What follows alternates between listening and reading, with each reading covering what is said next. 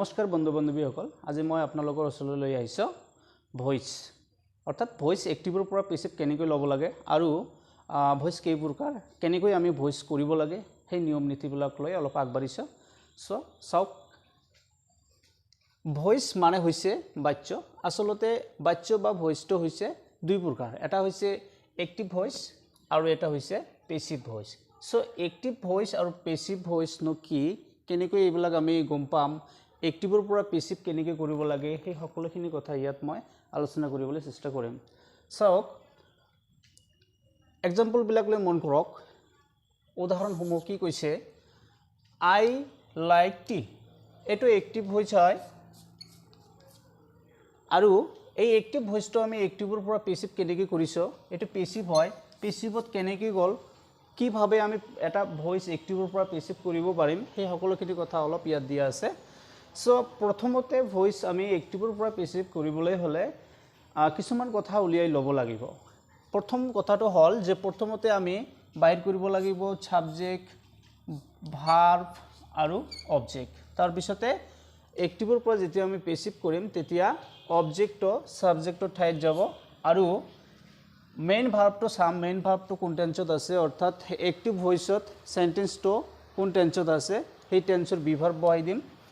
আই like tea অর্থাৎ like verb যেটো আছে হেতু আছে প্রেজেন্ট ইনডিফিনিট টেন্সত অর্থাৎ প্রেজেন্ট টেন্সত গতিকে আমি প্রেজেন্ট ইনডিফিনিট টেন্সৰ বিভাৰ্ব দিছো ইজ প্ৰেজেন্ট ইনডিফিনিট টেন্স আৰু প্ৰেজেন্ট কন্টিনিউয়াস টেন্স দুটা টেন্সতে তিনিটা বিভাৰ্ব আছে যেনেবা এম ইজ আৰু আৰ এই তিনিটাৰ ভিতৰত আমি ইয়াতে ইজ লগাই দিছো কিয়নো টি যেটো অবজেক্ট আছিল সাবজেক্ট হৈছে হেতু হৈছে আমাৰ থাৰ্ড পাৰসন সিঙ্গুলাৰ নাম্বাৰ সেই কাৰণে ইয়াত ইজ দিয়া হৈছে আৰু মেইন ভাৰ্বটো পাস্ট পাৰ্টিসিপল ৰূপত বহিছে লাইক ভাৰ্বৰ পাস্ট পাৰ্টিসিপল ৰূপটো লাইকড হয় ইডি হ'ব আৰু ইয়াতে পেসিভ কৰিবলৈ হলে এটা প্ৰিপজিশনৰ প্ৰয়োজন হয় সাবজেক্ট টু অবজেক্ট হোৱাৰ আগতে এটা প্ৰিপজিশন দিছো আৰু ব্যক্তিৰ আগত বাই প্ৰিপজিশন হয় সেই কাৰণে বাই দিয়া হৈছে আই থাকিলে যদি এটো আমি সাবজেক্টৰ পৰা অবজেক্ট কৰো তেনহলে ইয়াতে মি বহিব হৈ গল এটো পেসিভত হৈ গল অৰ্থাৎ অবজেক্ট টু সাবজেক্ট হল সাবজেক্ট টু অবজেক্ট হল আৰু বিভাৰ্ব মেইন ভাৰ্বটো চাই বিভাৰ্ব বহোৱা হল মেইন ভাৰ্বটোৰ পাস্ট পাৰ্টিসিপল ৰূপ বহাই দিয়া হল প্ৰিপজিশনৰ ব্যৱহাৰ কৰা হল তাৰ পিছতে এটো পেসিভত গল দ্যাট মিন্স এটো এক্টিভ ভয়েস আৰু এটো হৈছে আমাৰ পেসিভ ভয়েস এতিয়া নাম্বাৰ 2 লৈ মন কৰক এটো হৈছে সাবজেক্ট এটো হৈছে ভাৰ্ব আৰু এটো হৈছে আমাৰ অবজেক্ট চাওক দা ওয়াৰ্ক যেটো অবজেক্ট আছে সেই অবজেক্টটো ইয়াতে সাবজেক্ট হৈ গৈছে অৰ্থাৎ অবজেক্টটো সাবজেক্ট হৈছে মেইন ভাৰ্বটো আমাৰ কোন টেন্সত আছে সেই টেন্সৰ বিভাৰ্ব আমি বহাই দিছো মেইন ভাৰ্বটো আছে আমাৰ পাস্ট ইনডিফিনিট টেন্সত সেই কাৰণে ইয়াতে আমি ওয়াজ বহাই দিছো আৰু যেহেতু দা ওয়াৰ্ক অৰ্থাৎ অবজেক্টটো যেটো সাবজেক্ট হৈছে এটো হৈছে আমাৰ থাৰ্ড পাৰসন সিঙ্গুলাৰ নাম্বাৰ সেই কাৰণে ইয়াতে আমি ওয়াজ দিছো তাৰ পিছতে ভাৰ্বৰ পাস্ট পাৰ্টিসিপল কৰিব লাগে ডিড ভাৰ্বৰ পাস্ট পার্টিসিপল ডান হৈছে এটা প্রিপজিশন বহাই দিছো যেহেতু হি সাবজেক্ট টু অবজেক্ট হ'ব লাগে আৰু হি যেহেতু ব্যক্তি হয় আৰু ব্যক্তিৰ আগত সেই কাৰণে আমি বাই প্ৰিপজিশন দিছো আৰু হি তো সাবজেক্টৰ পৰা অবজেক্ট হলে হেতু হ'ব হিম এতে নাম্বাৰ 3 নম্বৰলৈ চাওক কি কৈছে রাম ইজ প্লেইং ক্রিকেট এটো প্রেজেন্ট কন্টিনিউয়াস টেন্স হয় ইয়াতো তিনিটা কথাই আছে যেনেবা এটো হৈছে সাবজেক্ট এটো হৈছে ভার্ব আৰু এটো হৈছে অবজেক্ট এতিয়া অবজেক্টটো ইয়াতে সাবজেক্ট হৈ গল প্ৰেজেন্ট কন্টিনিউয়াস আৰু প্ৰেজেন্ট ইনডিফিনিট টেন্সত তিনিটাই বিভাৰ্ব আছিল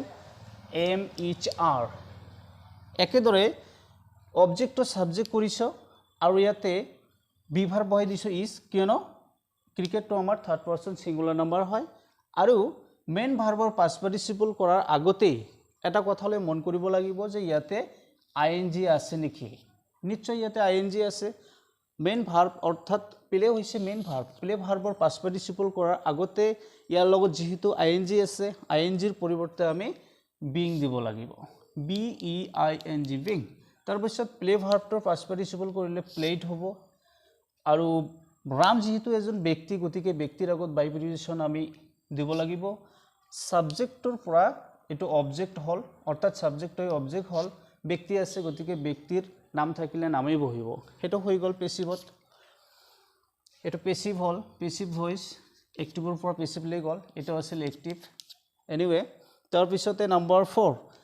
4 নম্বৰটো কি কৈছে উই প্লে টেনিস ইয়াতো তিনিটা কথা আছে এটা হৈছে সাবজেক্ট এটা হৈছে ভার্ব আৰু এটা হৈছে অবজেক্ট তেনেহলে অবজেক্ট সাবজেক্ট হল আৰু প্ৰিপজিশন বহোৱাৰ আগতে অৰ্থাৎ ভাৰ্বৰ পাষ্ট পাৰ্টিসিপল কৰাৰ আগতে অবজেক্ট সাবজেক্ট কৰিলো মেইন ভার্বটো চাই আমি ইয়াত বিভার্ব বহাই দিলো মেইন ভার্বটো প্রেজেন্ট ইনডিফিনিট টেন্সত আছে ভার্ব ফার্স্ট রূপ অর্থাৎ ভার্ব 1 ভার্ব 2 ভার্ব 3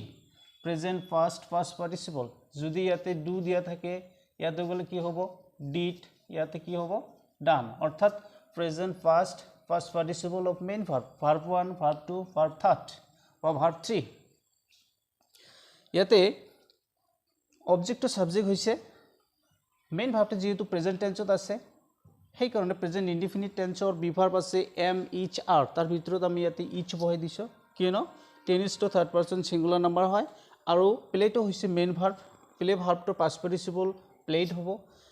ব্যক্তিৰ আগত বাই প্ৰিপজিশন দিয়া হৈছে আৰু উই থাকিলে সাবজেক্টটো অবজেক্ট হলে আজ হয় এটো পেসিভ লৈ গল ইয়াতে আৰু কিছুমান কথাৰ ওপৰত মন দিব লাগিব কিছুমান কথা অলপ মনত ৰাখিব লগা আছে যেনেবা ভার্ব 1 ভার্ব 2 ভার্ব 3 তো সেই হিসাবত প্রেজেন্ট ফার্স্ট পাস্ট পার্টিসিপল সেই তিনিটা কথাৰ ওপৰত আমি মনোযোগ দিব লাগিব তিনিটা কথা আমাৰ জানিব লাগিব প্ৰত্যেকটো টেন্সৰে বিভাৰ্ব জানিব লাগিব সেইবিলাক যদি আমি নাজানো তেনেহলে ভয়েস চেঞ্জ কৰিব নোৱাৰিম হেটো ভয়েসৰ ওপৰত মোৰ প্ৰথম ভিডিও হয় ইয়াৰ পিছত সেকেন্ড ভিডিওত মই ভয়েস সম্পৰ্কে আৰু অলপ বেছিকৈ আলোচনা কৰিবলৈ চেষ্টা কৰিম থ্যাংক ইউ